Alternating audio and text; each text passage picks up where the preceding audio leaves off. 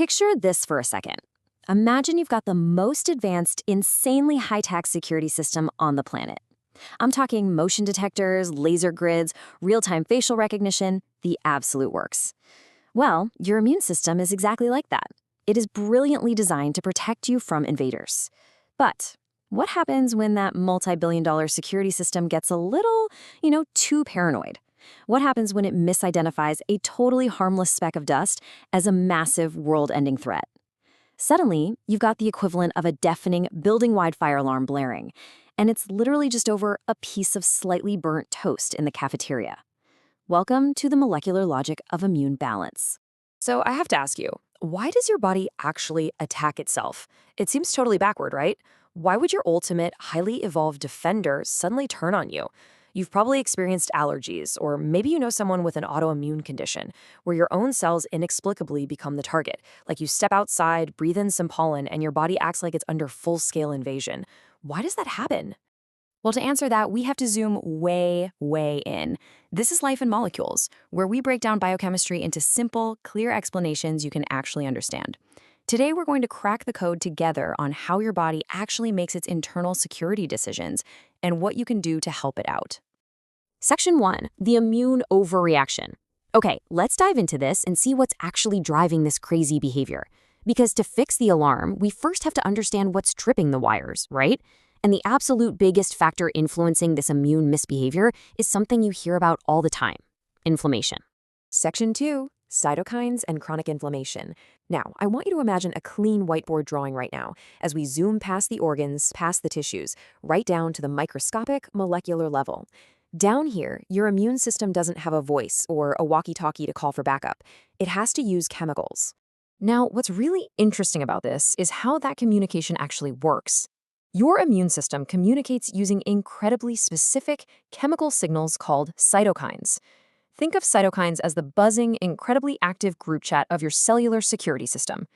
They are literally molecular signals that tell your immune system to turn on when there's a legitimate problem, like a nasty virus or a cut on your finger. And just as importantly, they tell the system to turn off when the problem is completely resolved. It's a simple on and off switch. Well, ideally anyway.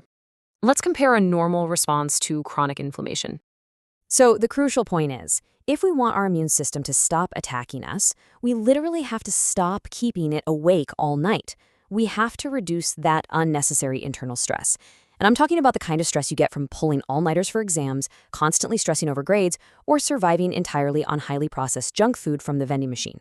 Because the more stable and quiet those cytokine signals are, the better your immune system can properly regulate itself when a real threat actually does show up. Section 3, your gut security checkpoint. Let's take this out of the abstract chemistry and put it into a scenario you do every single day. Picture yourself grabbing lunch with your friends. As you eat that meal, your body is activating its primary security checkpoint. A massive part of your entire immune system is located right there in your gut. It doesn't just digest your food, it actively analyzes every single bite for safety, acting exactly like a smart security scanner. With every meal, it goes through a 3-step process. It digests, it analyzes, and crucially, it develops tolerance. This is where your immune system literally learns what is safe and what is not. It's getting a vital, ongoing education with every single bite you take. And this brilliantly illustrates the difference between a stable gut and a totally disrupted one. When your gut environment is stable, like when you're feeding it well and actually getting enough rest, it learns to be chill. It learns not to overreact to every little harmless protein that passes through. But when your gut is constantly thrown out of whack from poor sleep, chronic stress, or a really unbalanced diet, those security borders are compromised. Your immune system gets exposed to way more foreign particles than it should be, and that causes the whole system to absolutely panic. Which leads to a really powerful realization for your everyday life. Gut health equals global immune decisions. Listen, this isn't just about avoiding a stomachache after lunch. The stability of your gut dictates how your immune system behaves in your skin, in your joints, in your lungs. A simple lunch and how your gut processes it can completely influence immune decisions across your entire body. That is heavy, real-time biochemistry happening right there in the cafeteria. Section 4, regulate. Do not boost. Let's move to and see how this builds, because we really need to talk about that whole immune booster myth you see everywhere. This totally shatters a massive myth you hear all the time, especially during flu season. You know the idea of the immune booster juice or those vitamin gummies everyone panic buys at the pharmacy? Based on everything we've just learned about overreactions, boosting is actually the exact opposite of what we want to do. As the source material plainly states, more activity is not better. Think about it logically for a second. If your immune system is a paranoid fire alarm going off because of burnt toast, why on earth would you want to install a louder siren? Boosting is like cranking up the volume on the alarm instead of putting out the actual fire. Your body doesn't need more chaos or more volume. What it desperately needs is control, proper signaling, and the ability to clearly recognize a real threat from a fake one.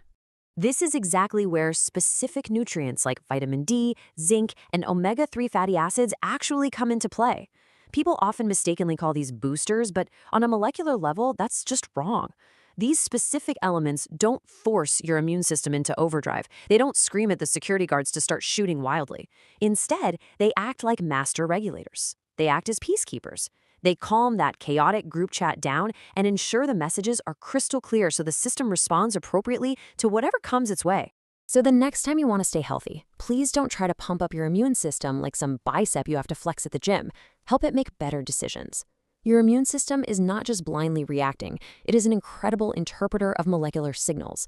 Our job is just to give it a clean, low-stress environment so it can interpret those signals accurately, completely free from the static of chronic inflammation getting in the way. So I leave you with this.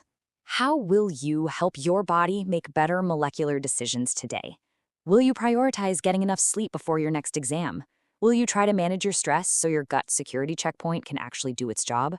Will you think twice about that sugary immune booster shot and instead focus on real foundational balance? Your biochemistry is happening inside you right now, every single second, just waiting for your guidance. Like, comment, share, and subscribe, and follow for more. If you find it helpful, like and follow for more breakdown as this. Catch you guys next time.